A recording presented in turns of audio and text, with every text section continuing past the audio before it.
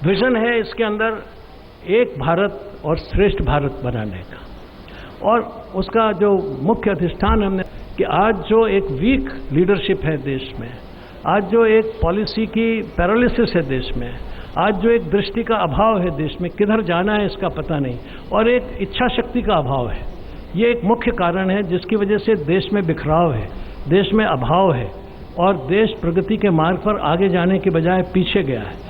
तो हम इसका जो हमारा थ्रस्ट है वो एक भारत, एक बहुत सशक्त भारत, दृढ़ भारत और श्रेष्ठ भारत। खाली ऐसा ही नहीं कि हाँ हम भी दुनिया में एक हैं, नहीं, हम एक श्रेष्ठ भारत हैं और उसके लिए जो भी कुछ हमें करना है विद डिटर्मिनेशन एंड विल वो हम कर सकें, तो उसके लिए एक दृढ़ नेतृत्व की आवश्यकता होती है। भारतीय जनता पार्टी ने इस मैनिफेस्टो के द्वारा देश को ये भी निवेदन किया है कि हमारे पास एक करिश्माई नेतृत्व का, दृढ़ इच्छा शक्ति वाला कुशल प्रशासक नेता श्री नरेंद्र भाई के रूप में मौजूद है और उन्हें हम देश के सामने समर्पित कर रहे हैं देश की सेवा के लिए, देश को एक भारत और श्रेष्ठ भारत बनाकर एक अमृतमय भारत के निर्माण के लिए जो सबके लिए सुख और शांति का संदेश दे और दुनिया में अभाव और दुनिया के अंदर जो आज सब प्रकार के बिखराव हैं उनको दूर कर सके और भारत को फिर से अपनी पुरानी गरिमा पर पहुंचा सके। वो हम आज इस घोषणा पत्र के द्वारा उनके विचारों को और उनके नेतृत्व को देश को समर्पित करते हैं। धन्यवाद।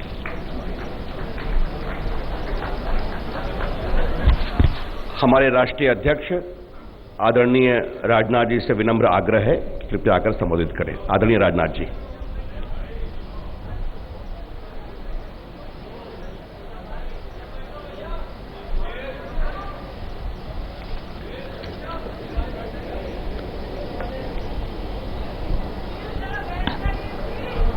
श्रद्धेय अडवाणी जी और हमारे प्रधानमंत्री पद के उम्मीदवार नरेंद्र भाई मोदी, आदरणीय डॉक्टर जोशी जी और लोकसभा में नेता प्रतिपक्ष बहन सुषमा जी, श्री रामलाल जी, थावरचंद जी, रविशंकर जी, श्री जयका प्रकाश जी नड्डा और सभागार में उपस्थित मेरे सभी मीडिया के मित्रों, सबसे पहले तो मैं डॉक्टर साहब को अपनी तरफ से बधाई देना चाहता हूं कि जो भी जिम्मेदारी इस इलेक्शन मैनिफेस्टो को तैयार करने की उन्हें दी गई थी, बहुत ही अच्छा इलेक्शन मैनिफेस्टो तैयार किया है और मैंने इस इलेक्शन मैनिफेस्टो को पूरी तरह से पढ़ा भी है और वैसे बधाई मैं उन्हें पहले भी दे चुका हूं, तो डॉक्टर साहब को बधाई देना चाहता हूं और साथ ही साथ इस इलेक्शन मैनिफेस्टो कमेटी के जितने भी मेंबर्स हैं सबको भी अपनी तरफ से और अपनी पार्टी की तरफ से हार्दिक बधाई देता हूं। वैसे डॉक्टर साहब ने विस्तार पूर्वक इस इलेक्शन मैनिफेस्टो के बारे में आप सबको जानकारी दी है। इस मैनिफेस्टो के बारे में मुझे कुछ कहना नहीं है। वैसे भारतीय जनता पार्टी की ये पुरानी परंपरा है कि हम लोग जब कभी राज्य का चुनाव हो अथवा देश में लोकसभा का चुनाव हो तो हम लोग इलेक्शन मैनिफेस्टो जारी करते हैं, लेकिन यह भी मैं स्पष्ट कर देना चाहता हूं कि इलेक्शन मैनिफेस्टो जारी करने की हम लोगों ने मात्र औपचारिकता नहीं पूरी की है। यह इलेक्शन मैनिफेस्टो हम लोगों के लिए एक संकल्प पत्र है, यानी जो कुछ भी हम लोगों ने इसमें कहा है अक्षरशः अपनी सरकार बनने के बाद उसका हम लोग पालन करेंगे, क्योंकि मैं यह मानता हूं कि स्वतंत्र भारत में लंबे समय तक जिस राजनीतिक पार्टी की हुकूमत रही है उन लोगों ने भी इलेक्शन मैनिफेस्टो जारी किए, लेकिन इलेक्शन मैनिफेस्टो में जो कुछ भी वादे इस देश की जनता के साथ किए गए वह वादे पूरे नहीं हुए। मेरा यह मानना है कि यदि वह वादे पूरे हो गए होते, आंशिक रूप से भी पूरे हो गए होते, तो शायद आज हमारा यह भारत एक विश्व की महाशक्ति बन गया होता। इसलिए भारत की राजनीति में एक विश्वास का संकट, क्राइसिस ऑफ क्रेडिबिलिटी पैदा हुई है। और इलेक्शन मैनिफेस्टो तैयार करते समय हम लोग पूरी यह सावधानी बरतते हैं कि क्राइसिस ऑफ क्रेडिबिलिटी, विश्वसनीयता का संकट, यह हमारे लिए एक बहुत बड़ी चुनौती है। इसलिए उन्हीं बिंदुओं की चर्चा करते हैं जिसको कि हम कर सकें और पूरा कर सकें। लेकिन इसका अर्थ यह भी नहीं है कि जो कुछ भी हम लोगों ने इलेक्शन मैनिफेस्टो में लिखा है केवल वही करने वाले हैं सरकार बनने के बाद, बल्कि इसके अतिरिक्त भी बहुत सारी ऐसी चुनौतियां और बहुत सारे ऐसे समस्याएं हैं जिनकी भी समझ भारतीय जनता पार्टी को है। वह हमारी सरकार बनने के बाद निश्चित रूप से पूरा किया जाएगा। भारतीय जनता पार्टी की बहुत ही स्पष्ट सोच है कि भारत का समग्र समेकित विकास होना चाहिए, comprehensive and integrated development Bharat का होना चाहिए। चुनौतियां भी बहुत सारी हैं। चुनौती महंगाई की, वर्तमान में देखा जाए तो महंगाई की बहुत बड़ी चुनौती है। भ्रष्टाचार ये बहुत बड़ी चुनौती है।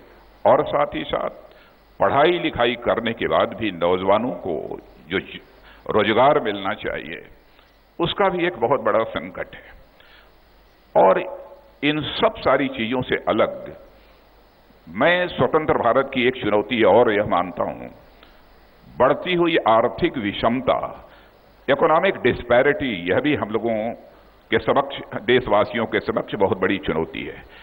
इसीलिए जब डॉक्टर साहब इस इलेक्शन मैनिफेस्टो के बारे में जानकारी दे रहे थे तो उसमें आपने देखा होगा कि समाज की अंतिम सीढ़ी पर बैठे हुए लोगों के हालात में कैसे सुधार लाया जा सकता है, इस संबंध में भी कुछ हमने बिंदुओं की चर्चा की है। भारत एक कृषि प्रधान देश है। कृषि प्रधान देश होने के नाते रोजगार की भी सर्वाधिक संभावनाएं भी यदि कहीं पर हैं तो वह कृषि क्षेत्र में।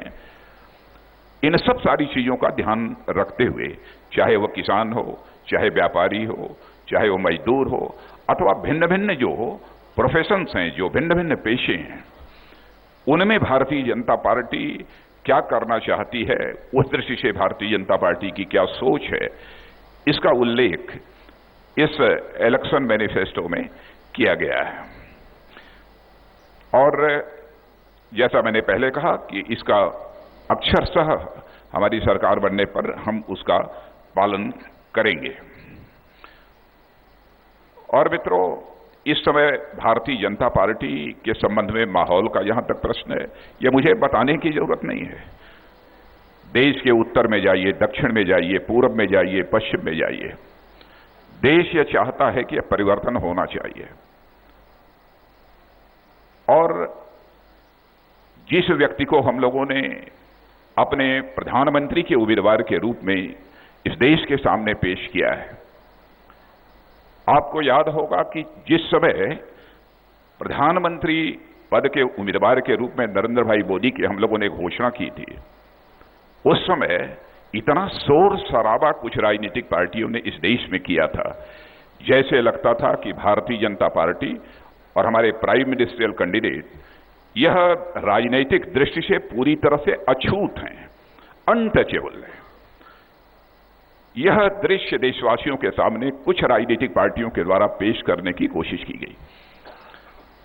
और मैं यह भी मानता हूं कि स्वतंत्र भारत के इतिहास में सर्वाधिक राजनीतिक आक्रमण यदि किसी एक व्यक्ति पर हुए हैं तो जिस व्यक्ति नरेंद्र भाई मोदी को हम लोगों ने प्राइम मिनिस्ट्रियल कैंडिडेट के रूप में प्रोजेक्ट किया है, उनके ऊपर सर्वाधिक राजनीतिक आक्रमण हुए हैं।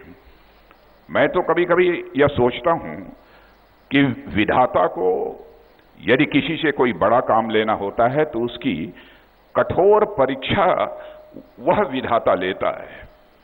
और आज देश में जो माहौल बना हुआ है, उस आधार पर मैं स्वयं रूप से इस नतीजे पर पहुंचा हूं और साथ ही देश भी इस नतीजे पर पहुंचा है कि हमारे प्रधानमंत्री पद के उम्मीदवार नरेंद्र मोदी जो विधाता द्वारा परीक्षा ली गई थी उसमें पूरी तरह से उत्तीर्ण हुए हैं, उसको पूरी तरह से उन्होंने पास करने में कामयाबी हासिल की है। यह बात केवल लोकप्रियता के आधार पर मैं नहीं कह रहा हूं। शायद स्वतंत्र भारत के इतिहास में पहली बार ऐसा हुआ है कि देश के सभी भागों से, चाहे उत्तर हो, दक्षिण हो, पूरब हो, पश्चिम हो, सभी भागों से 25 राजनीतिक पार्टियों ने, एनडीए जिसके चेयरमैन हमारे श्रद्धेय अडवाणी जी हैं, 25 राजनीतिक पार्टियों ने भारतीय जनता पार्टी के साथ गठबंधन किया है। तमिलनाडु में सामान्यतः 2 राजनीतिक प्रमुख जो पार्टियां थी, उनमें से किसी से कोई गठबंधन हो जाता था, कभी वह नहीं भी हो पाता था। लेकिन तमिलनाडु में भी 5 राजनीतिक पार्टियों के साथ हम लोगों को गठबंधन करने में कामयाबी हासिल हुई है। इससे यह स्पष्ट है कि चाहे राजनीतिक पार्टियों की जमात हो अथवा देश हो, वह किसे चाहता है, इस देश का विकास कौन कर सकता है, यह पूरी तरह से स्पष्ट है। सर्वे एजेंसीज की भी जो रिपोर्ट आ रही है, उससे भी यह स्पष्ट हो चुका है कि देश यह चाहता है कांग्रेस लड़ी यूपीए गवर्नमेंट जानी चाहिए और भारतीय जनता पार्टी नेतृत्व की एनडीए सरकार आनी चाहिए, यह सारा देश चाहता है। मैं पुनः पार्टी का राष्ट्रीय अध्यक्ष होने के नाते देश की जनता को यह विश्वास दिलाना चाहता हूं कि आज जो हम लोगों ने इलेक्शन मैनिफेस्टो जारी किया है, उस इलेक्शन मैनिफेस्टो के अनुरूप हमारी सरकार निश्चित रूप से काम करेगी और 5 वर्षों के अंदर इसमें किए गए एक एक वादे को हमारी सरकार पूरा करेगी और इसके अतिरिक्त जो अन्य समस्याएं हैं, इस देश के कॉम्प्रिहेंसिव एंड इंटीग्रेटेड डेवलपमेंट के लिए, उसको भी ध्यान में रखते हुए हमारी सरकार काम करेगी। मुझे पूरा विश्वास है। मैं समस्त देशवासियों को पार्टी की तरफ से विश्वास दिलाना चाहता हूं। आप सबको बहुत बहुत धन्यवाद।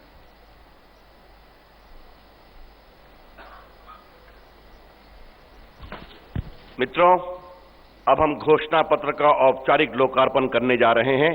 सभी सम्मानीय नेताओं से आग्रह है, कृपया करके इसे लोकार्पित करें।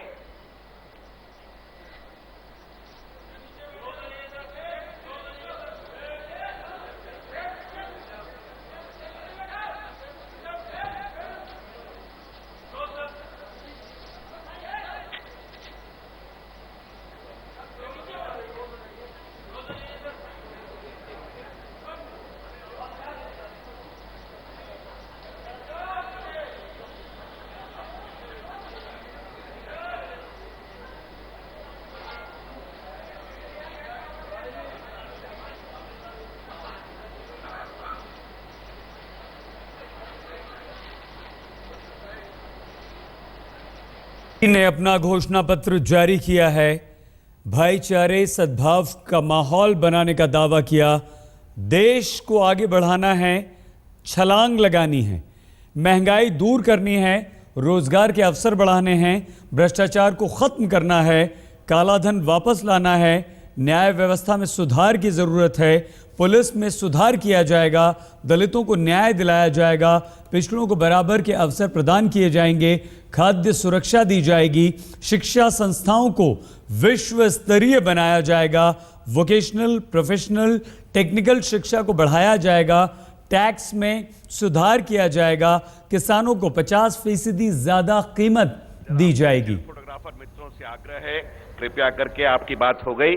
हमारे पीछे के टीवी कैमरामैन थोड़ा आप सहयोग करें।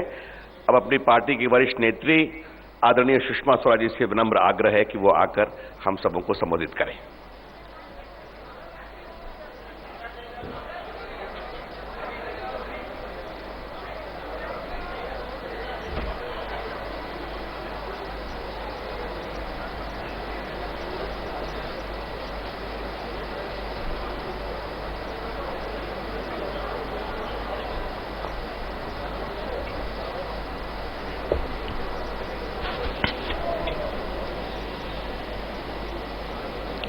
परम श्रद्धेय आडवाणी जी,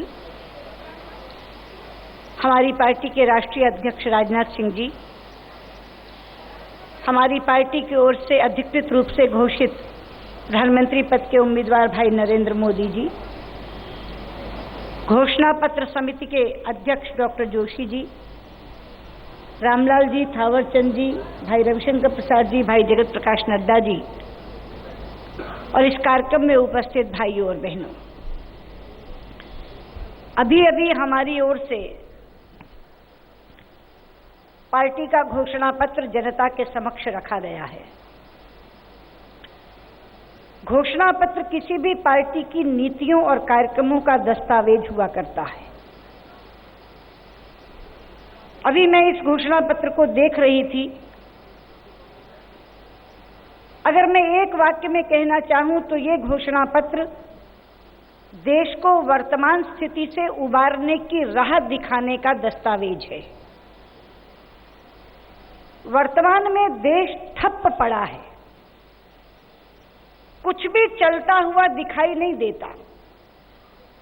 उद्योग बंद है, व्यापार मंद है, फाइलों के ढेर लगे हैं, मंत्री निर्णय नहीं ले रहे, अफसर साइन नहीं कर रहे। और इस ठप देश को चलाने का संकल्प लेने वाला ये दस्तावेज हमने आपके सामने रखा है। आप इसके एक एक पन्ने को देखेंगे तो ये पाएंगे कि हमने कहा है कि हम शासन में आते ही इस ठप देश को खड़ा करके चला देंगे और थोड़े ही दिनों में दौड़ा देंगे। और उस दौड़ में इस देश के सभी वर्ग शामिल होंगे, युवा, महिला, किसान, मजदूर, अनुसूचित जाति के लोग, अनुसूचित जनजाति के लोग, अल्पसंख्यक वर्ग के लोग। ये एक सर्वसमावेशी दौड़ जो भारतीय जनता पार्टी के नेतृत्व में, नरेंद्र मोदी जी के नेतृत्व में देश दौड़ेगा। उस सर्वसमावेशी दौड़ में हर वर्ग के लिए क्या किया जाएगा, ये विषयवार तफसील से, विषयवार विस्तार से हमने इस घोषणा पत्र में लिखा है।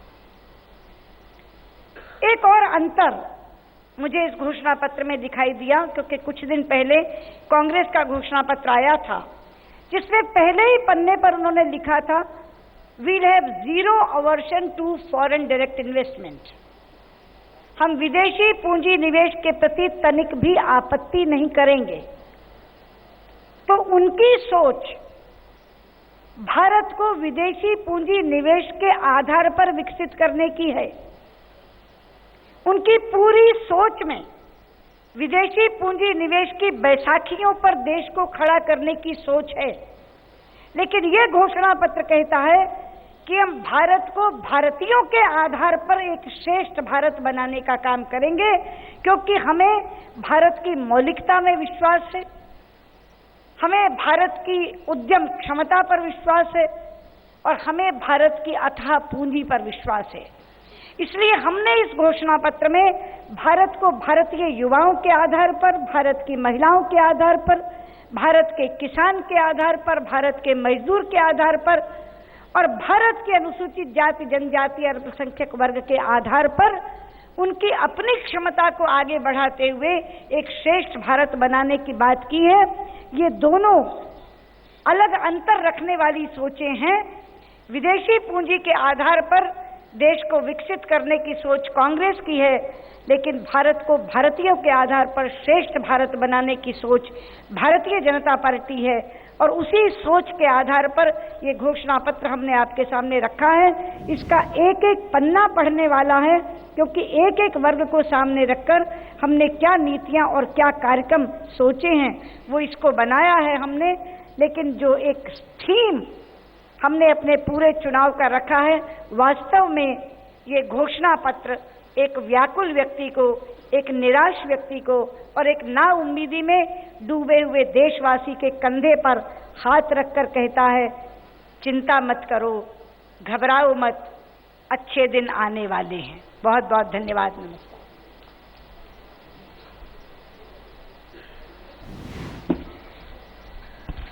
मित्रों, जैसा मैंने पहले बताया था, हमारे वरिष्ठ नेता, राज्यसभा में विपक्ष के नेता माननीय अरुण जेटली जी आज नामांकन कर रहे हैं। उन्होंने आज के कार्यक्रम की सफलता के लिए अपनी शुभकामनाएं भेजी हैं। उसका एक बहुत ही शॉर्ट वीडियो हम चलाएंगे। अरुण जी की शुभकामना का। Election manifesto is being released today.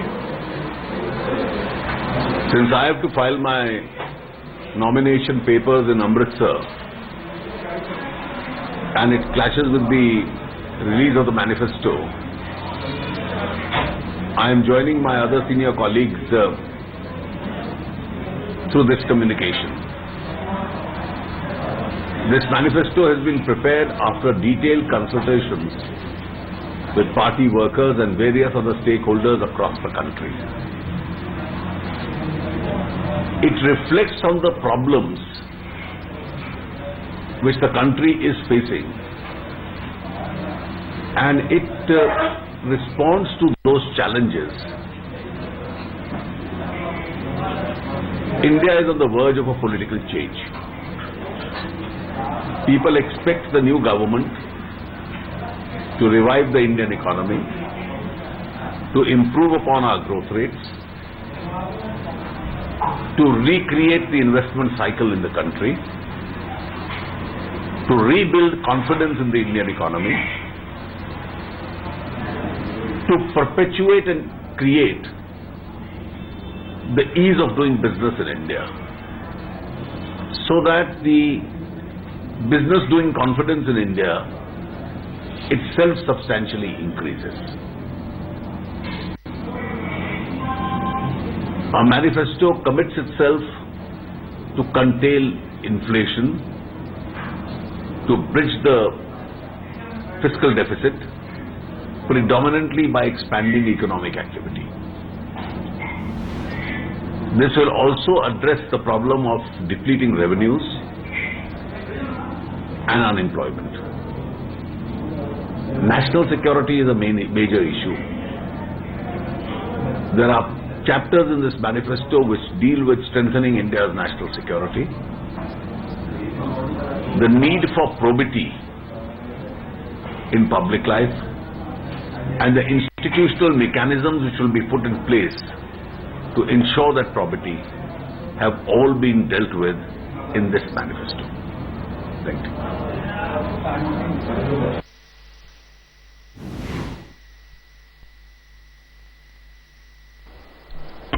मित्रों, मैं बहुत ही हर्ष के साथ हमारे प्रधानमंत्री के उम्मीदवार और 16 मई के बाद देश के होने वाले प्रधानमंत्री आदरणीय नरेंद्र मोदी जी से आग्रह करता हूं, कृपया आएं और हमें संबोधित करें।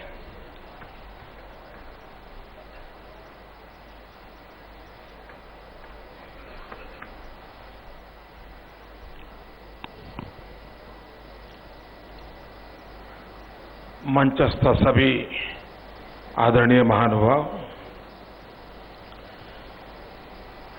मैं डॉक्टर जोशी जी का अभिनंदन करता हूं।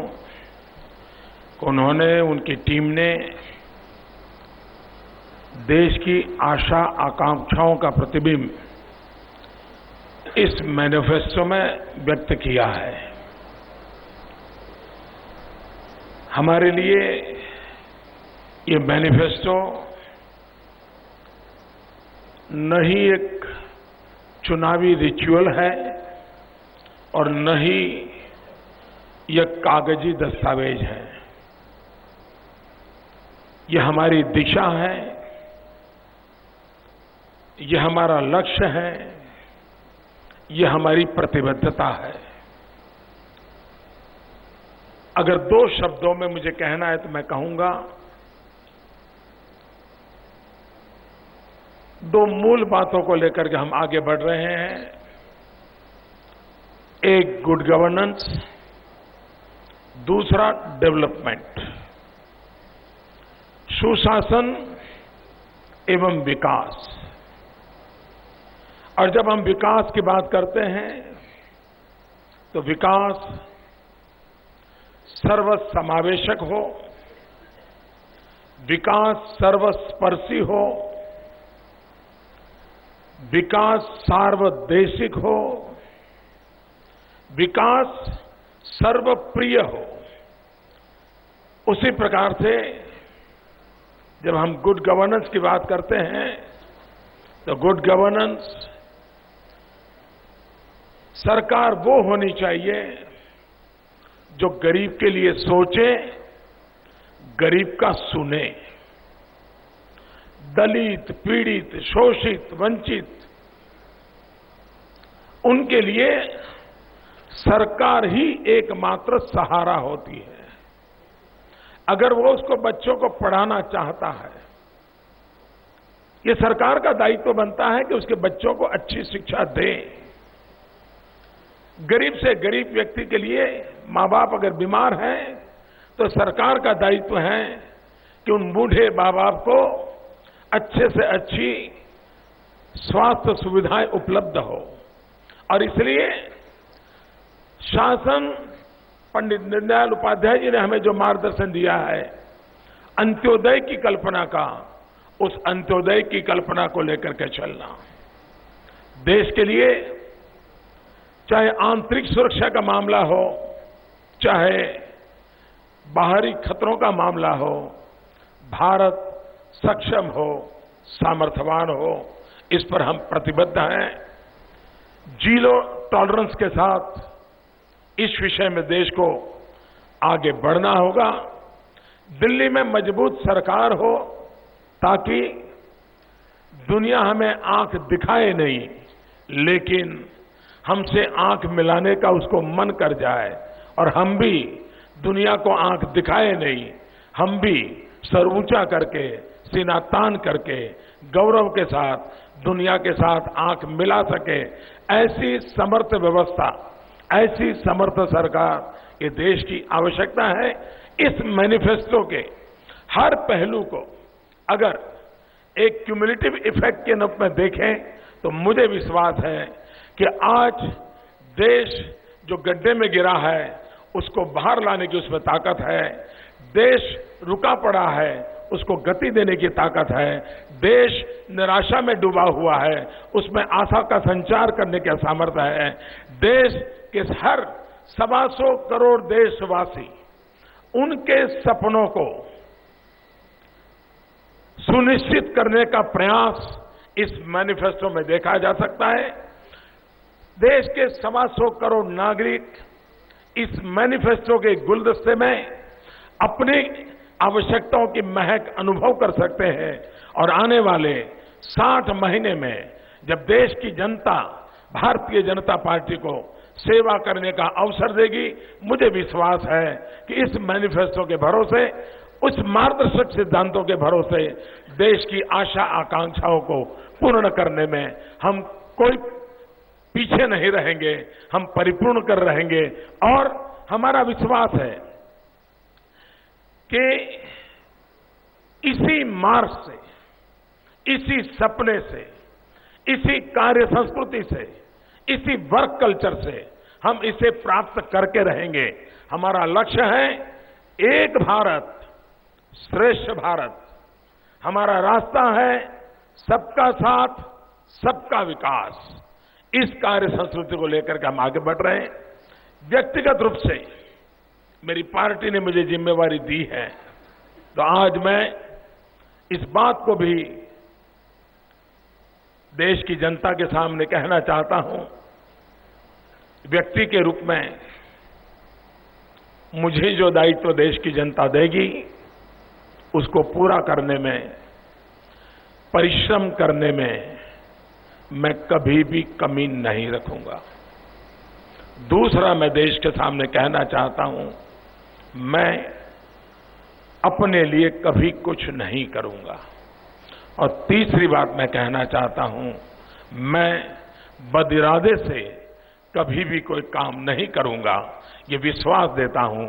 और मुझे विश्वास है देश की जनता जिस भरोसे की तलाश में है, उस भरोसे को देने का सामर्थ्य भारतीय जनता पार्टी के लक्षावधि कार्यकर्ताओं में है, भारतीय जनता पार्टी की इस सामूहिक नेतृत्व में है, भारतीय जनता पार्टी के इस मैनिफेस्टो के दस्तावेज में है, और भारतीय जनता पार्टी की आने वाली सरकार में है। और उसका मूल कारण है हमारे पास अटल बिहारी वाजपेयी, लाल कृष्ण आडवाणी जी, उनके नेतृत्व में एनडीए का जो हमारा ट्रैक रिकॉर्ड है, राज्यों में भारतीय जनता पार्टी की सरकारों का जो ट्रैक रिकॉर्ड है, वो विश्वास पैदा करने के लिए एक बहुत बड़ी पूंजी है। मैं फिर एक बार पार्टी के नेतृत्व का आभारी हूं।